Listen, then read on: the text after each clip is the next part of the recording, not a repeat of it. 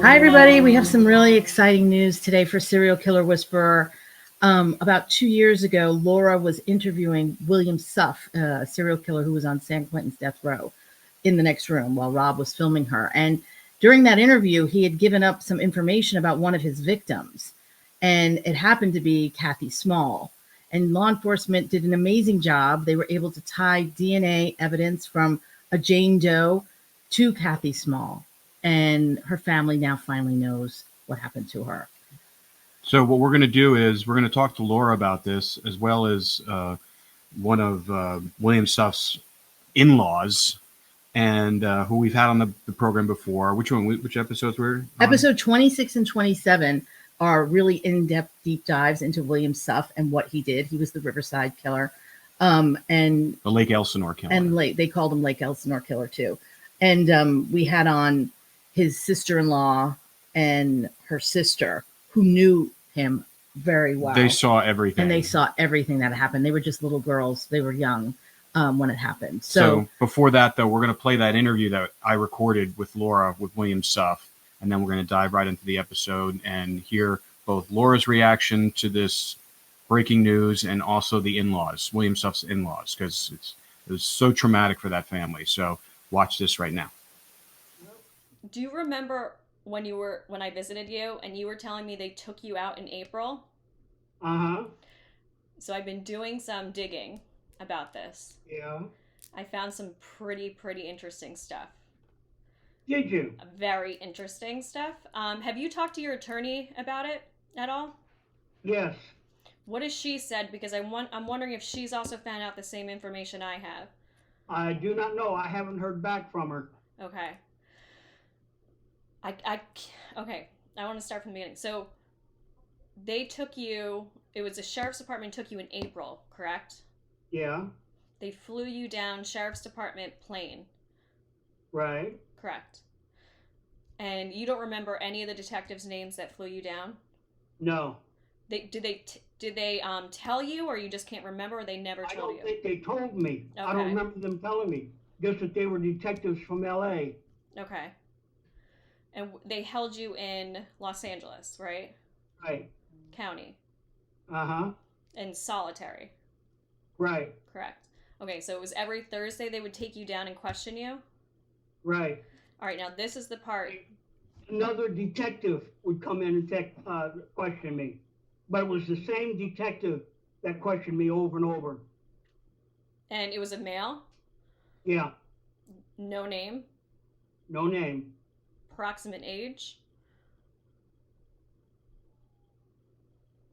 I'd say in his 40s, maybe early 50s. Okay. Physical description? He was a man. That's all I can say. A white guy. I mean, like blonde hair, white hair, brown hair, tall, skinny, fat. He was slightly plump. He had brown hair and it was short. Mm-hmm. Short brown hair. Under 6 feet or below? Below. Below, okay. Yeah, he was just a little bit taller than me. Okay. Now I can't tell you exactly what I found out because I have to find out one more piece before I go into it.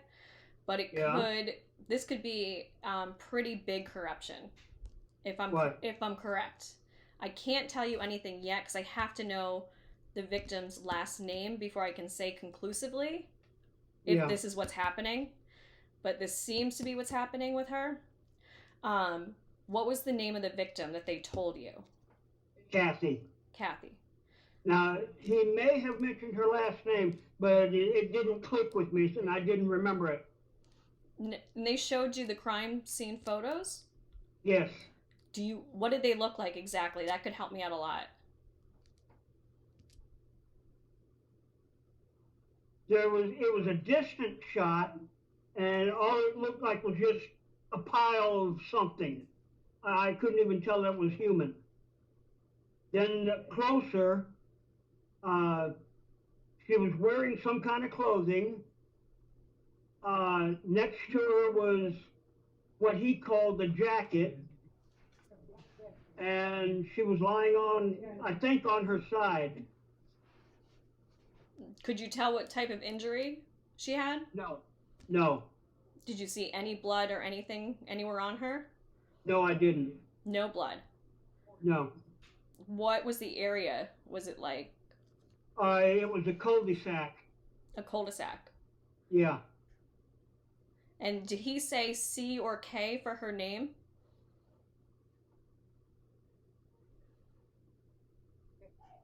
I don't remember.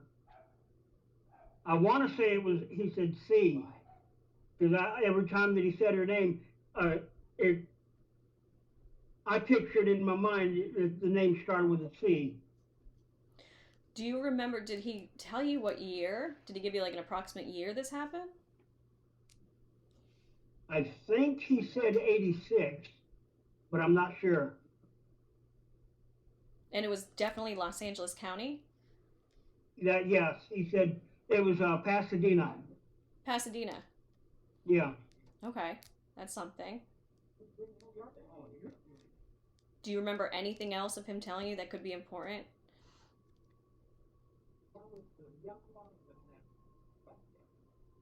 Not really. He told me how she was killed, but that's all. How did he? Huh? How did he say she was killed?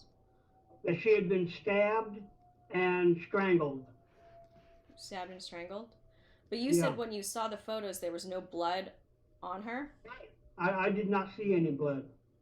If there was blood, it wasn't visible to me from what I could see. That's strange. She would be stabbed with no blood. Did he mention... Unless she was already dead? Oh, like, you're talking like post-mortem stab wounds? Yeah. Yeah. That's the only way I can figure that there wouldn't be any blood. Did he give you any indication of why he thought this was you? He said that they had all kinds of DNA evidence from me on her and in her. And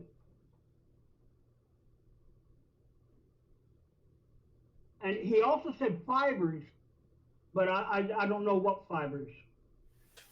All right, everybody. Another episode of Serial Killer Whisperer. We have a special guest with us who's been on the podcast before. We've had some breaking news about someone, William Suff, and we have Heather Jekyll, right? Did I say Correct. Right? All right, we have Heather Jekyll on, and she, if you remember on that podcast, Heather, tell us your affiliation with William Suff again, and then we'll dive right into it. I am the ex-sister-in-law. Ex-sister-in-law. So if you haven't been watching or reading the news today, William Suff has now just been connected to a Jane Doe who has now been identified through DNA evidence as Cathy Small. And so let's just to give you a little background on this whole thing. I'm just going to read the article that ABC News put out. And it basically says, in 1986, cold case murder of a teen has been solved after a DNA match led investigators to a convicted serial killer on death row. When presented with the DNA evidence, William Lester Suff, 73, admitted to stabbing 19-year-old Cathy Small multiple times in the chest and leaving her on a California road after an argument, according to the Los Angeles County Sheriff's Department homicide Lieutenant Patricia Thomas. On February 22, 1986, South Pasadena police responded to a report of a woman lying in the street. When officers arrived, they found a woman unresponsive in the middle of the street, wearing a nightgown and suffering from several stab wounds throughout her body. She was pronounced dead at the scene. She had no identification, was listed as Jane Doe number 17. She was found to have died from multiple stab wounds and strangulation.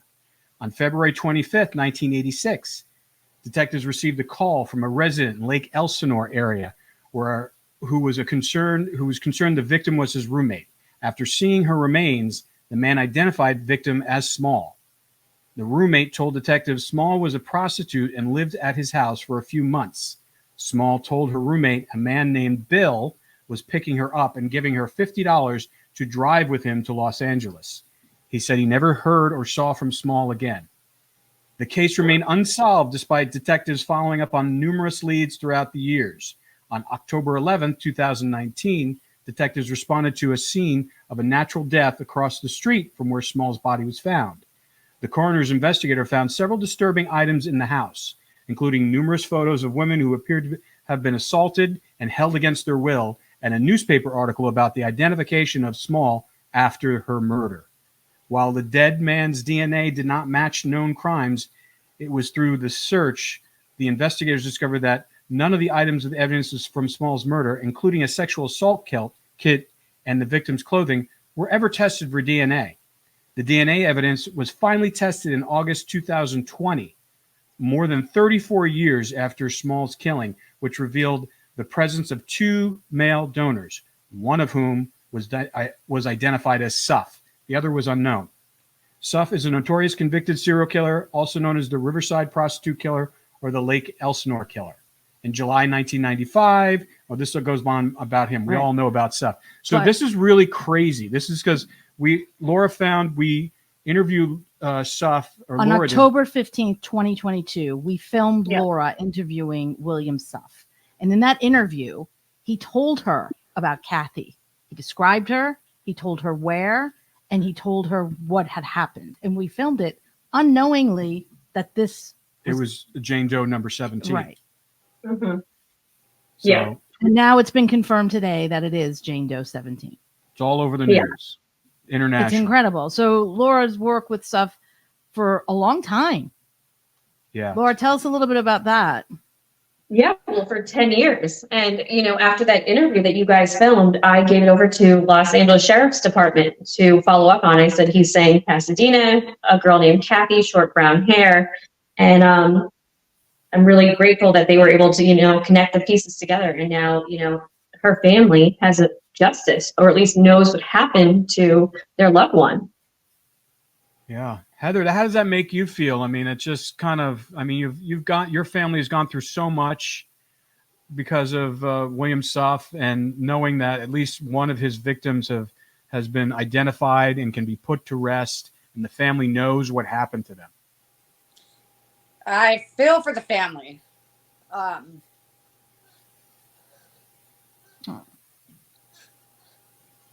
There's more girls. And those families need closure. I was a kid and I was subjected to all that. And to know that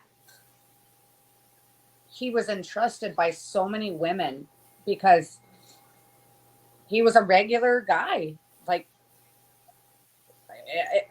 If he said, let's go for a ride, me at my age now, looking at him, I would probably get in the car with him too. Yeah. He is very unassuming. I mean, when I watched him in the interviews with Laura, I was like, this guy? Because he doesn't look scary. He just looks like a normal, average guy. Yeah. But he's very scary. He's done some horrific things. Yeah. But he's kind of dorky. He's kind of very dorky. Yeah. And so that, and he wears his clothes very pristine. So he comes off as not a David Carpenter who just looks like totally crazy, and, or like an Ing or he anyone. buttons his shirt all the way up. Yeah, I know. It's very weird. Yeah. We always called him the Where's Waldo, because he would always button it to the top. Yeah. Yeah. So when all this happened, how old were you when this happened? 86. So I was 5 years old. My God. Yeah. He was, the thing is we were so young because there's a huge age gap between my 3 older sisters and the sister who was married to his brother. So it was always we referred to him as Uncle Bill. It was always Uncle Bill. because we were so young.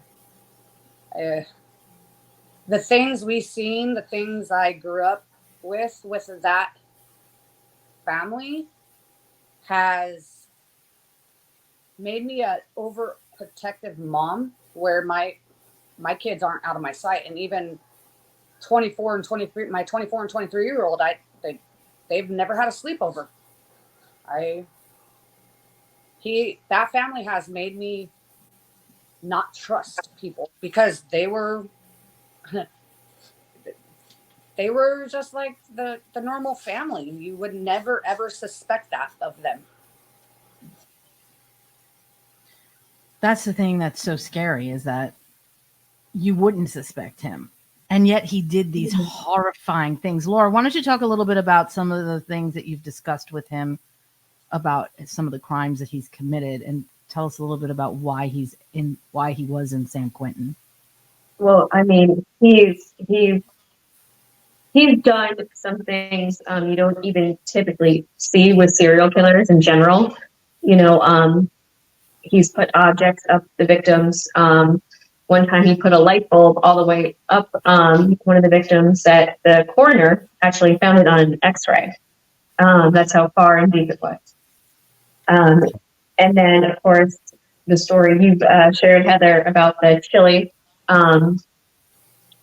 putting a severed breast into the chili that he served at a cook-off that he won an award for.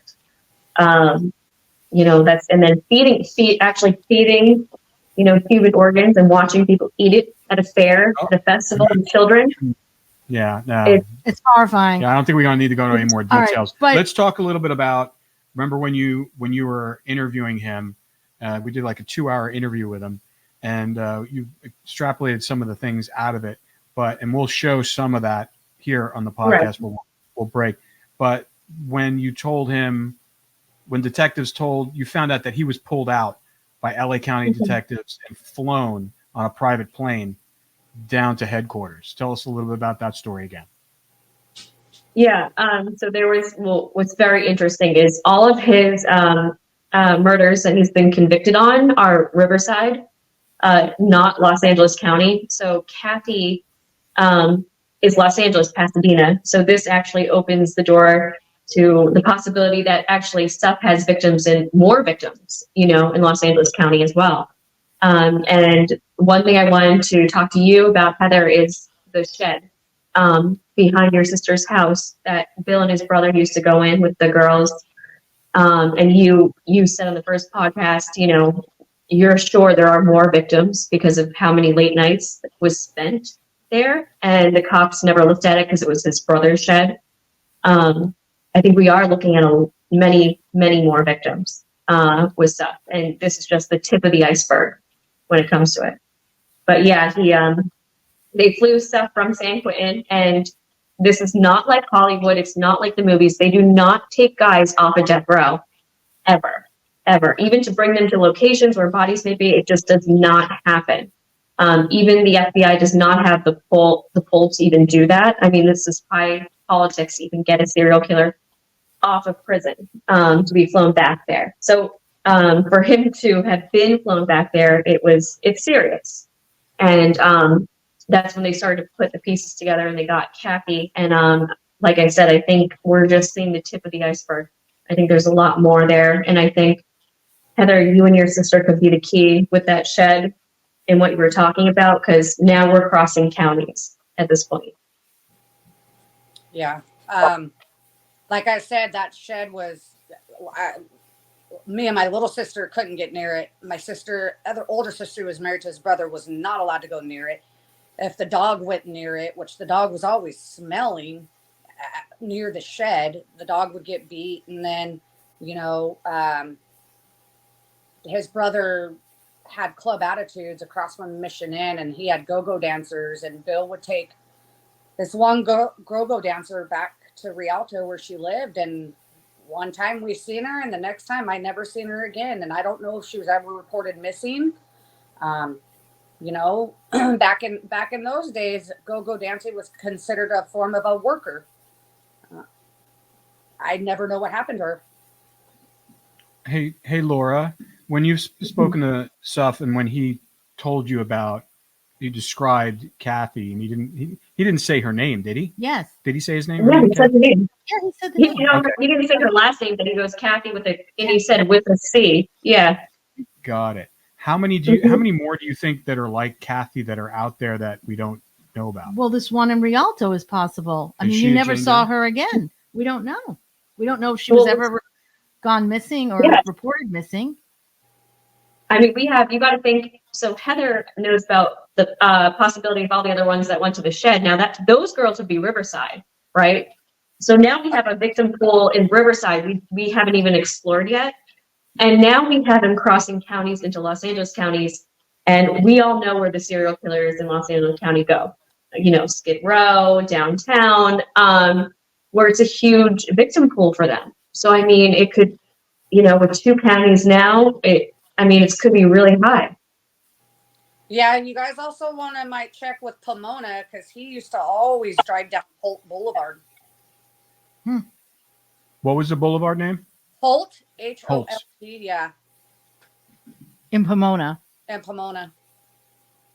So if anyone out there has anyone that was missing during that time in Riverside or Los Angeles County that you've never gotten any answers for, you might want to reach out to us and see if Laura can try to extract some more information from Suff. She seems to be able to do that with him. And I think we need to come up with a plan for that, Laura.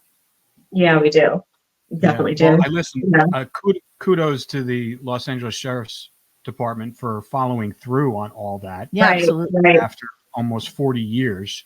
I mean, it's pretty amazing that they stayed with it and, basically were able to positively identify Cathy Small and, at least give some of their family members, because I know the mother didn't live to hear about this. I mean, she passed on, but some of the family members have now know what happened to their family members. So kudos to them. So, so if anyone's missing in that area, reach out to law enforcement and tell them, because if you guys think there's more. Yeah. And Heather, I wanted to ask you more about the club and the shed behind the house, like when, what times was Bill going in there? Was it all night he was spending in there? Was it your brother-in-law also, in there with him during this time? My brother-in-law is connected with him. There's no doubt about it. When I recall, because again, his brother molested me, so I could never really sleep. I would look out the back door, and it was all hours of night, anywhere from when it depends on a club night. If it was a club night, it would be from 2:30, 3 o'clock in the morning until 7 o'clock in the morning. And then activity kind of stopped. And then if it was during a weekday, it was anywhere from 10 p.m. to 2 a.m. I mean, that shed, there is something in that shed that Riverside should have looked at. Yeah. Is it still there? I can't drive down. I can't go by the house. Oh, okay. Yeah. Did any of the girls from the club ever go missing, or maybe like I don't know, anybody who worked there? Like, were they there one day, gone the next, and maybe he said they were fired or they left or whatever? Well, Bill did all the maintenance. Donnie was the main owner, but he didn't own it. Come to find out, I always thought he owned it. Like I said, the girl in Rialto, which would be San Bernardino County, she was at the house on 7th Street. He took her home. No, we never seen her. I never seen her again. And then there was 2 other go-go dancers, but I don't know where they were from. But they were always with Donnie and Bill. Always with Donnie and Bill. And I seen him, and then about maybe, I want to say 3 or 4 weeks later, there was new go-go dancers. It wasn't the same girls. Wow. And Donnie and Bill were brothers, just for those of you who don't know. Yeah. Where's Donnie now? He is doing life. I put him behind bars. And yeah, I remember. He's behind bars. Thank God. Have you spoken to him at all? No, I haven't. Not yet, I should say. Heather, when you used to see, Bill and your brother-in-law going into the shed, was it typically at night? And you said Bill could actually pull his van fully in the shed, right? Like it was huge. It was big. It was big enough to put his van, and there was 2 large rolled toolboxes in there, and it was electrified, so there was electricity in there. Was there any windows in the shed, or No? Could you hear anything? Was it soundproof? They had it insulated, so it was like a aluminum metal shed, but it was insulated. It had like that little air duct on top and electricity.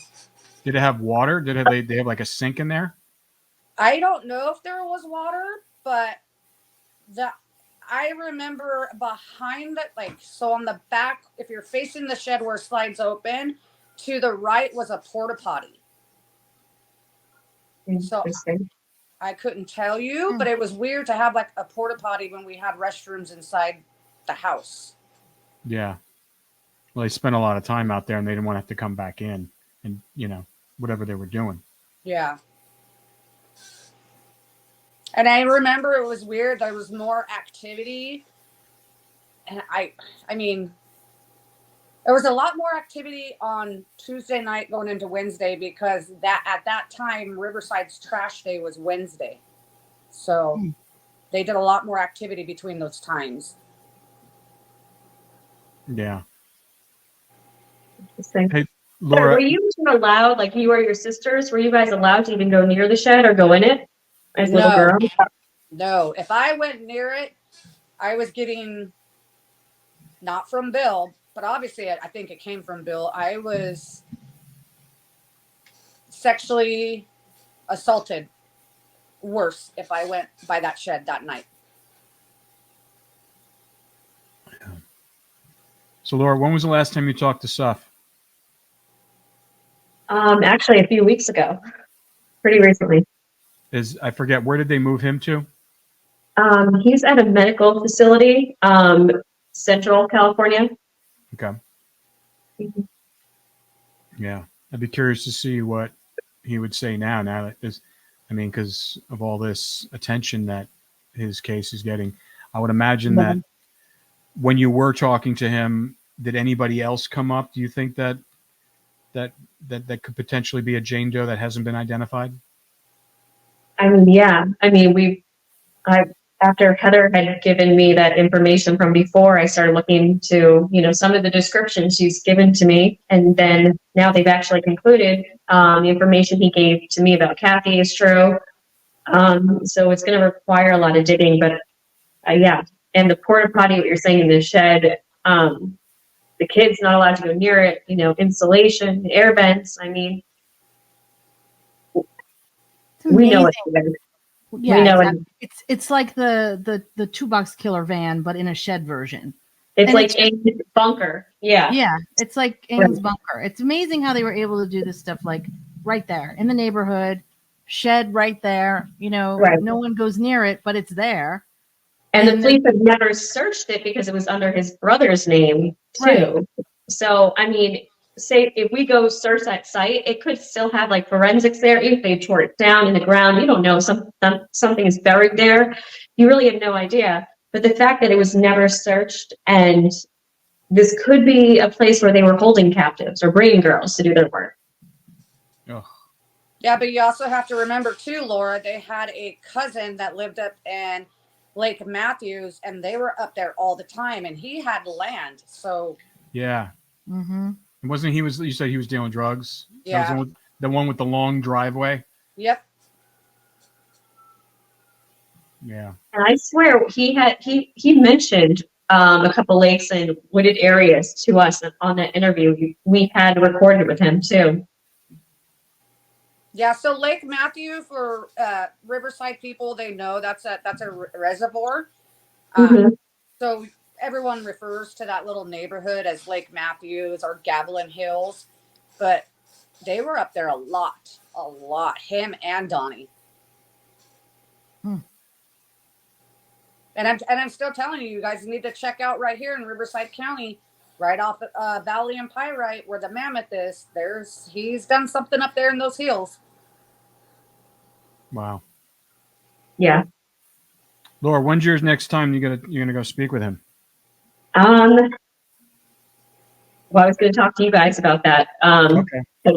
Yeah. All right, we'll Now, talk about it off yeah. camera. Yeah. But I think that it's really important to keep the momentum with this going with him. Right. You know? Right. It is. Yeah.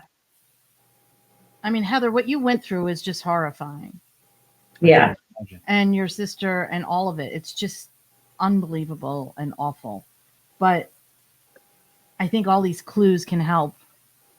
Mm-hmm. You know, Heather, piece things together.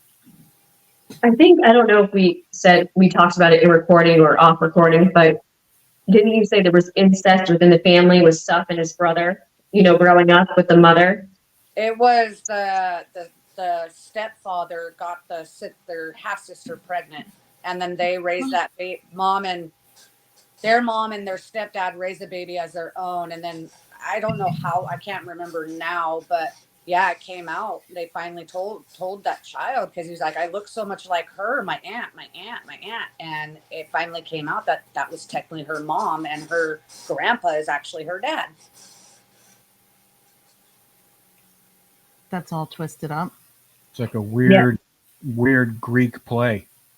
I know, but it wouldn't be uncommon for two brothers to be committing sexual crimes together with that upbringing. And I know they were sexually assaulted by the stepdad too.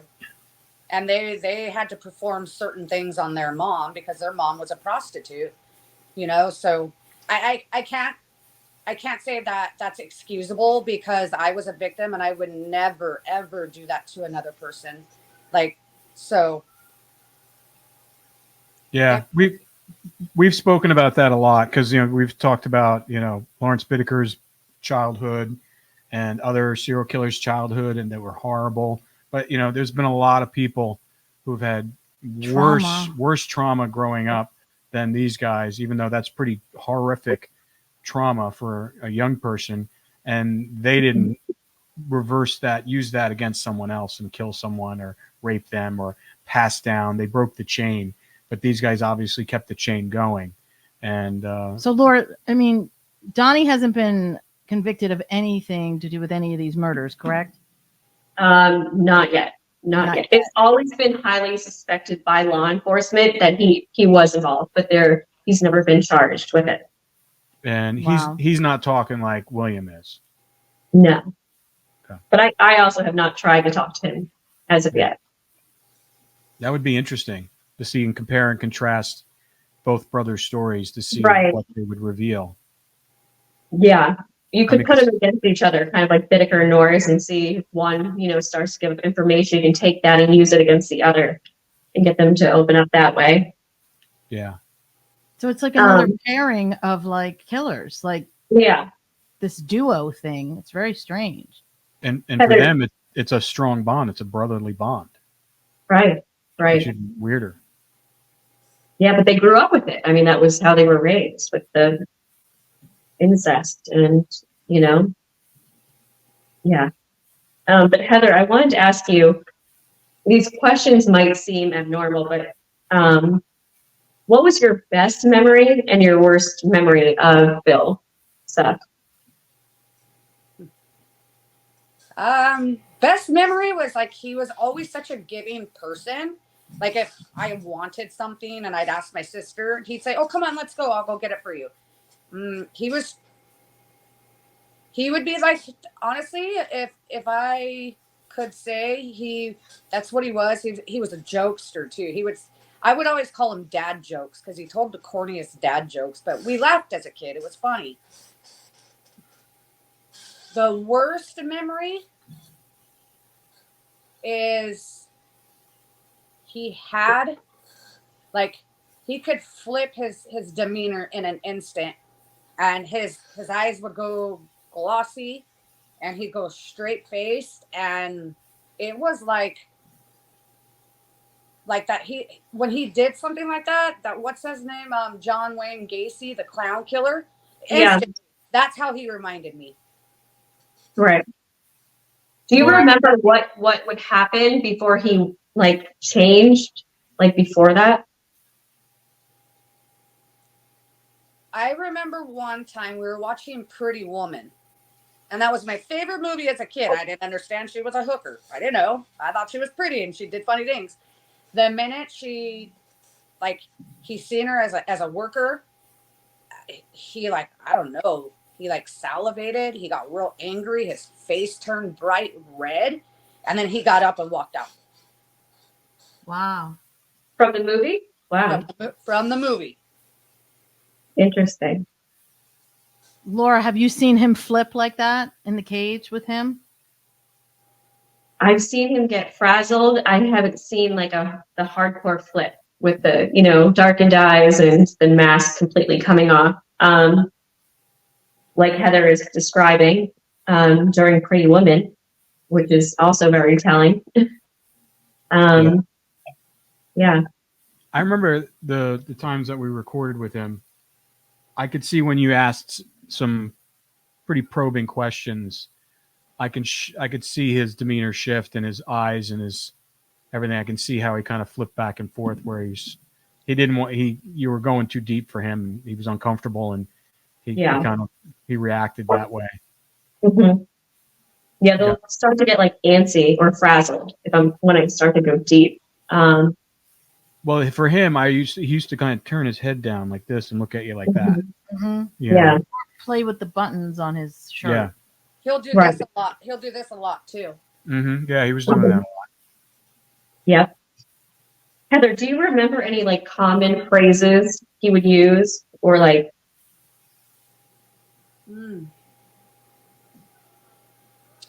No, like he really didn't have any common phrases.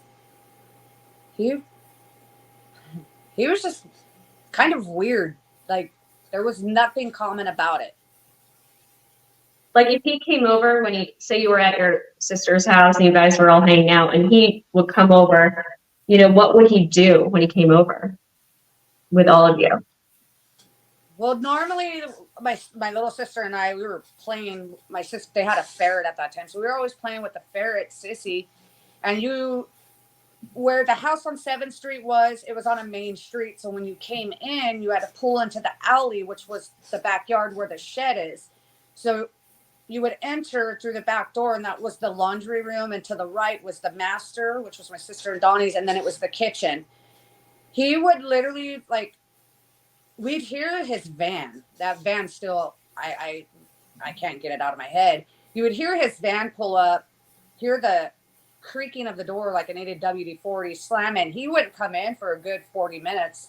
And as kids, we didn't know what he was doing, nor did we go out there. And then Donnie and him would talk. They would go to the shed, and then they'd come in, and they'd both grab a Budweiser. And then he would always say, "Have you watched the news lately?" None of us ever thought anything, but he always wanted to watch the news.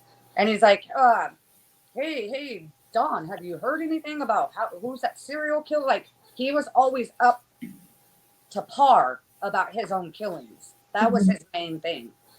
He always wanted to watch the news. And then if it didn't, he said, okay, well, we can't watch it until the news is totally done, because he was waiting for a segment about the girls he killed to see if they found them. Would he want everybody to watch the news with him, to watch their reaction? Yeah, so it was all of us. And then my sister was like, the girls don't need to watch the news. The girls can get out. And I remember this one time, and I told my little sister, I'm like, why don't you go play with Sissy, the ferret? And so I sat there kind of watching Bill's demeanor, and he was like intrigued. And he's like, see, because my nickname is Annie. They don't call me Heather. So he called me Annie. He's like, see, Annie, that's why you can't trust everyone. Someone could kidnap you. Look what happened to the girls. So, oh my God.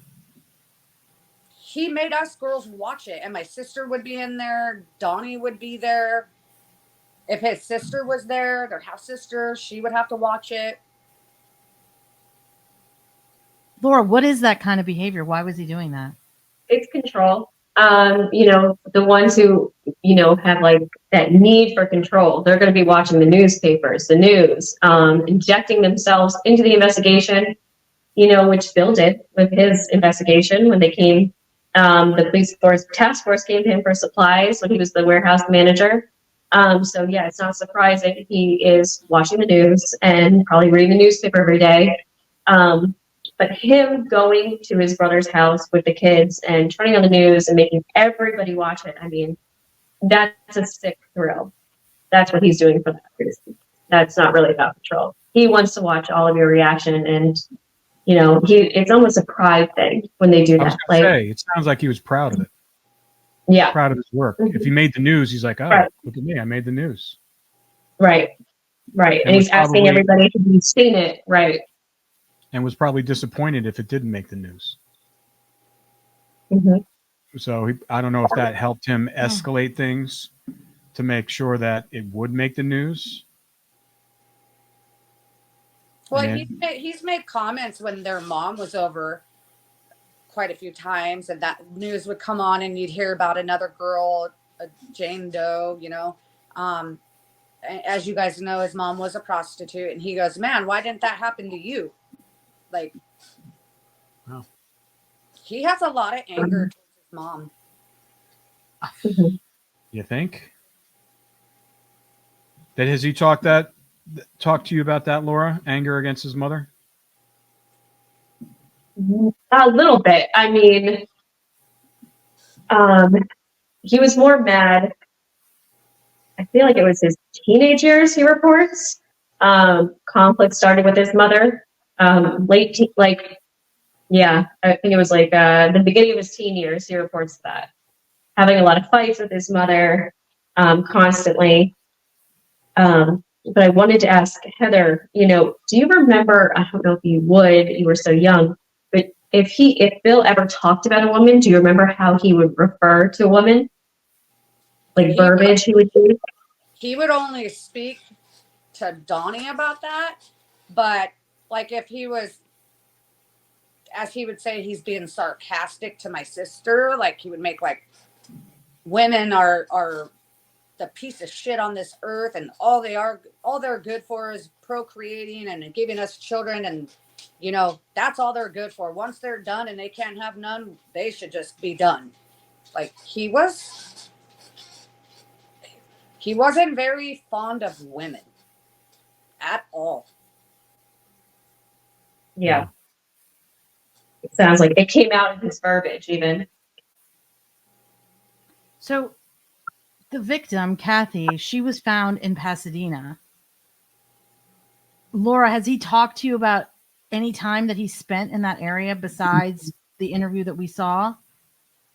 No, that was the only, we were focused on that victim. So, and I had said, are you sure it's Los Angeles County? Because he was so predominant in Riverside. And he goes, no, it's Los Angeles County, Pasadena. So I was shocked when he said that. Yeah. Well, it's pretty east Los Angeles County too. It's pretty, so that's kind of interesting that it's pretty close to there. So he was trolling all over. Yeah. And you got to remember though, with Bill, what did we lose her? Yeah, she'll be back. Okay. But Bill was born and raised in Torrance, South Bay, where Bittaker and Norris hunted. Oh. So, I mean, he was no stranger to Los Angeles County. Mm-hmm. Mm-hmm. So, yeah, I mean, I think that's the whole point. It's that you can't ever really give up. If you're missing a loved one, you don't know what happened to them. Law enforcement was able to find this Jane Doe after all these years. I mean, it's amazing the work that they've done. And Laura, right. The work that you're doing, extracting information from these killers, is also vital to this process. So it's right. Like, there's so many more victims out there. That's why it's really important, if you have a loved one that is missing, don't give up. Go to law enforcement, reach out to Laura, reach out to us. There's always hope that you can get the answers. Yeah. Because as we know now that they will follow up on it, and they followed up on this. Yeah. I mean, the DNA took a while, but they were at least able to connect it to the victim. Right. Exactly. Yeah, which is such a hard thing to deal with, but a lot of these other victims they haven't found yet. Mm-hmm. So right. I think the key, Laura, is trying to get a hold of Donnie. But if you do talk to Donnie, he will shut down if he hears my name. But but he knows a lot because he was involved along with their cousin. Laura, do you know Where if is the cousin now? The cousin might be. I have no idea where he is. We were never allowed to go to that house. It was only Donnie and Bill. All right. Well, offline when we're stopped recording, you can send that information, like his name Yeah. and stuff like that, to Laura. We'll see if we can find him. But at the same point, Laura, yeah, I think she's right. I think you need to talk to Donnie. Yeah, no, I do. I mean, because it doesn't Track sound these like people down.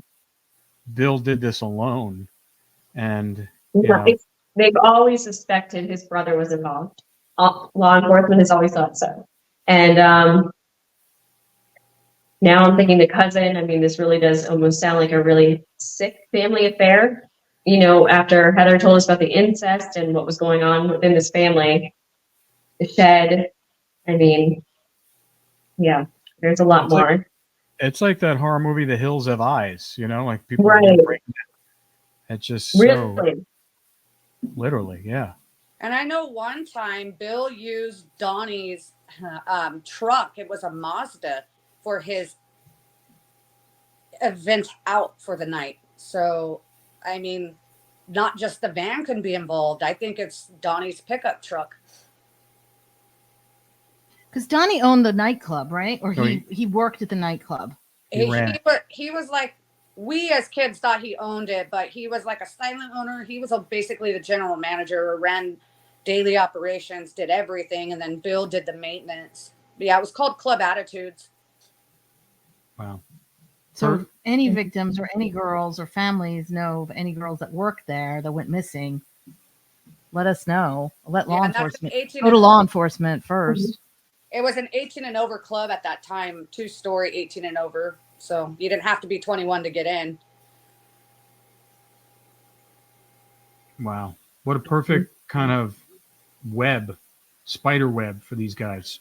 Exactly. And Laura, so when you first started asking him about Cathy, why did you pick her? Where did that information come from? How did you start that process with him? No, I was just asking him about unknown victims. That was where it all stemmed from. It wasn't really specifically her. It was just unknown victims. And he mentioned her. Hey, yeah. Laura, when you talked to him, there was a girl. I don't know what she was to him, but I think her name was Susan, but we called her Susie. And we mentioned her before. Oh, he did? He's mentioned Susie a lot, yeah. I'm curious to what happened to her because she stopped coming around. Do you know her last name? I don't. My sister would.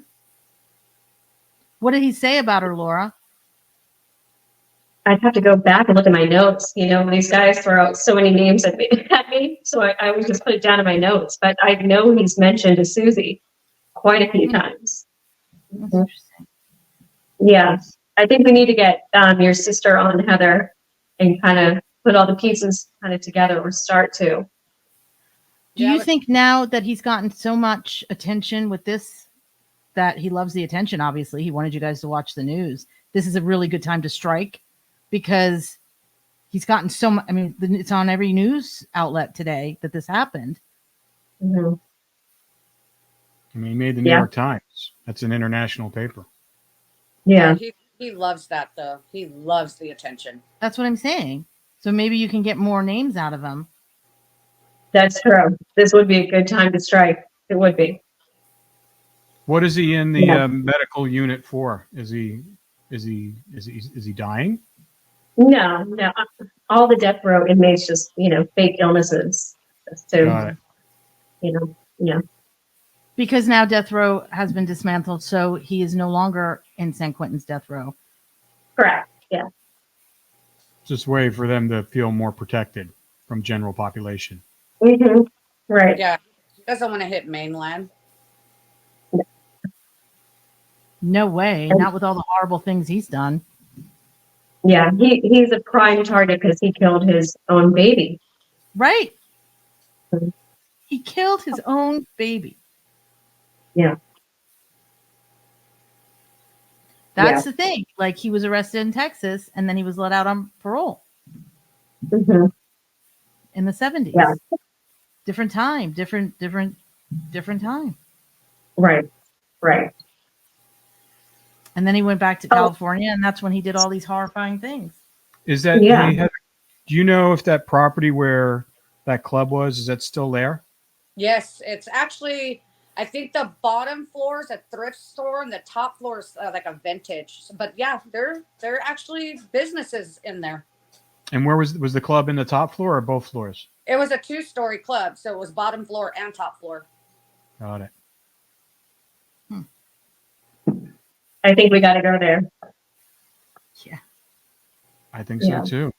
I think it's, I think use this momentum of this great identification as momentum to see if we can get more information out of him, especially since since he likes his name in the press.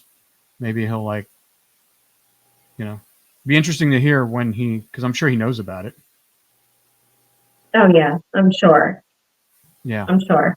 Mm-hmm. I mean, because they have access to tablets and stuff like that in the news, correct? Oh, correct. Yeah. So I'm sure he knows about it. Mm-hmm. Interesting. It's gonna be interesting when the next time you have a conversation with him, Right. Can you still do those Zooms with him? I don't know at his facility. I believe so. Okay. That'd be interesting. Is there any other clues that she should know, Heather? I'm just saying things from Club Attitudes, something with, we call it Willie the Mammoth in Riverside. Riverside should have checked the shed. I don't know why they didn't get a search warrant. Yeah. Probably because they couldn't prove he was involved. Right. Heather, some of the girls, what was it? Orange groves where some of the bodies were found. Does that mean anything to you? Anything about like fruit groves? Something maybe he talked about before, like why he would put the girls there? Well, his exact words, because the orange groves that he did was off of Victoria and Van Buren. That's where he loved. If you put a body in there, dogs can't smell through citrus, and infrared, the helicopter can't see through the heat because of the citrus. So it was easy for him to dump there because a dog can't smell through the citrus, and the police helicopter, the night vision can't see a body. Yeah. Well, initially I wouldn't be able to see it. I mean, they could if the body was warm, but after the body's cold. Yep. So trying to throw the dogs off. I mean, that's pretty elaborate, Yeah, and the thing with where the orange groves at that time in Riverside, now there's housing tracts and parks and things like that, but it was very desolate. If you would have to know Riverside to know how to gain access to those areas. So you're saying that the places where the orange groves are now housing tracts? No, they're still the orange groves, but like in the vicinity of like where the dirt field is, or where their trees are now housing tracts. Right by the Citrus Glen, which is Riverside's naval stand, there's a park next to it. So things like that were open dirt fields are now occupied either by homes or tracts. But the orange groves cannot be touched. They're protected in Riverside.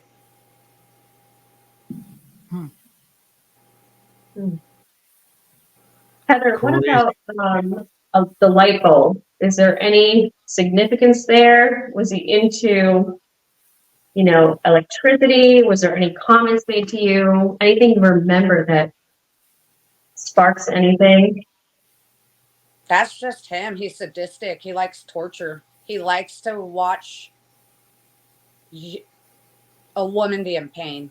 Like when my sister would have black eyes or a busted lip from his brother, he goes, well, maybe next time you'll learn not to talk back. You're not supposed to do that.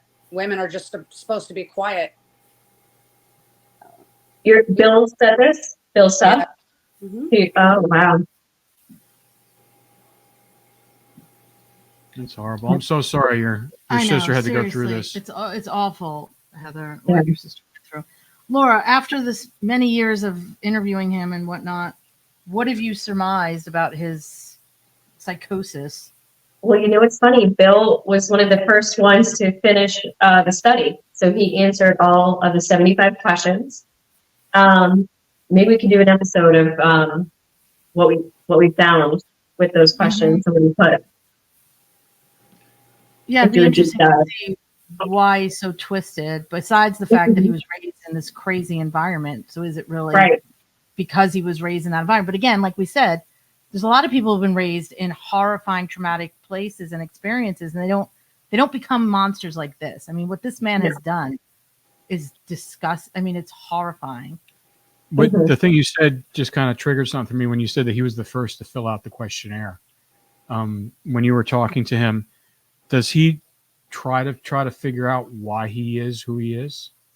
No, there's no, he's not like Wayne Adam Ford or some of the other ones that like to deeply explore their psyche with me. No, he's the total opposite. He almost doesn't want to like face the demons. He doesn't want to do that deep explore, actually. Then why even fill out the questionnaire? Because that would be like an indicator that of someone who's willing to figure out why they did the things that they've done.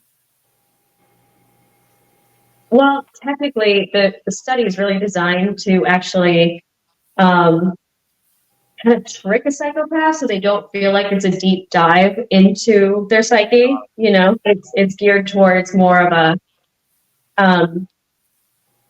a friendly survey where they don't think they're being studied is what I've tried to do to get, to sideswipe the manipulation from them. Got it. So for him, it was just a task that he could occupy his time with. Pretty much, yeah.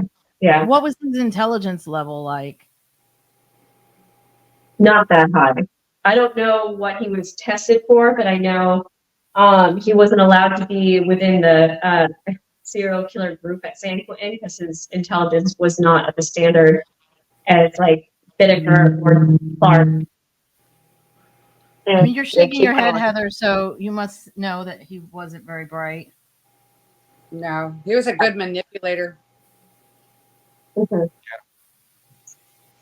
He tried to present himself even at San Quentin, like saying he was a doctor out on the street. Yeah. Trying to up his station. Just like he had his electrician license and his HVAC. Yeah. So you're just delusional and a pathological liar. So these poor girls who were vulnerable or, needed money, they were vulnerable, most of them probably, and just got sucked into his little web. He actually picked up a lot of them and just brought them to McDonald's, got them food, just to like help them out, to gain their trust even before, he did what he did. So, these working girls actually trusted him, thinking they were just going to get food or he was just being kind to them. It's kind of what Gary Ridgway did. It's exactly what Gary Ridgway did. Yeah. He was the same thing. He was dorky too. So he would like be friendly with these girls and then just one day they would just disappear. Correct. And Heather he would bring them over to the house, wouldn't he? Sometimes you would see them. Yeah, he brought them to the 7th Street house.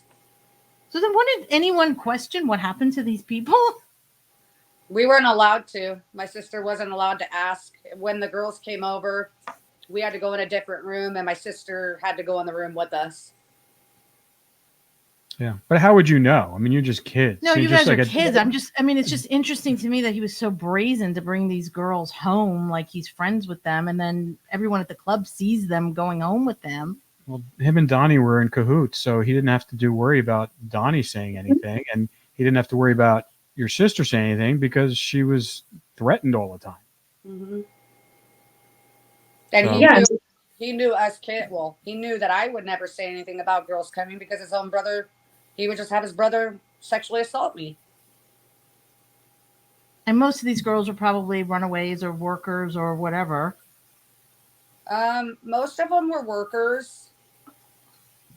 They were very gullible. They were very easy, like entertained. They thought that the Suff brothers were the greatest thing on earth. Well, they owned a nightclub. It probably was very attractive to them. They can go hang out. I'm sure they got the drink free there or do whatever they wanted there. They got their meth free. They got their drinks free. Yeah. Yeah, they're not looking at them like they're serial killers. Mm-mm. Yeah. It was the classic predator web they had there. Laura, how many girls do you think are out there knowing the case like you do? What is he? I mean, he is suspected of way above the count, which is 12, now 13. I want to say it's higher than 35, actually, is what law enforcement believes he's responsible for. Just they don't, conclusive DNA proof to charge him, but it is high. Yeah. Wow. Over how long of a period? He was active for a while. Right? I thought so. Mm-hmm. Well, very long time. Well, this is going to continue on. Heather, we'd love to check back with you. Maybe have your sister on to talk about it. I mean, we definitely want to come out there and just check things out. I mean, I know you'll never go down that street, but I think it's important to go see if that shed is still there. Yeah. And, I have no problem going. I would just prefer to go with my husband and a group of people, so I don't feel like I'm isolated. Sure. Absolutely. Yeah. So, and Lori, I just want to thank you so much for, coming on air and talking with us, because, it's so important when witnesses come forward and survivors like yourself, like to put these pieces together. And I know it's not easy at all. No, so thank you so much for sharing your story. It's heartbreaking, but you're doing so great. Honestly, you're doing so good. And what you've done with Donnie, putting him away, it's so brave. You've done so much. It's amazing. Yeah. You're not a victim anymore. No. Nope. I am not a victim. I'm a survivor, and I will not stop advocating for the women in Riverside that were reported missing during the brothers' times, because those families need closure. Absolutely. Yeah. Absolutely. And Heather, I just want to ask you, if Bill hears this podcast, is there anything you would say to him right now? What's done in the dark will always come to light, and know that as long as I'm still breathing and my heart's still beating, I'm coming for you. Good for you. Yeah. Good for you. Good for you, Heather. Good for you. And your sister. Yeah, absolutely. Yeah. God bless you both. And so thank you, ladies. And we'll do another follow-up next week on this.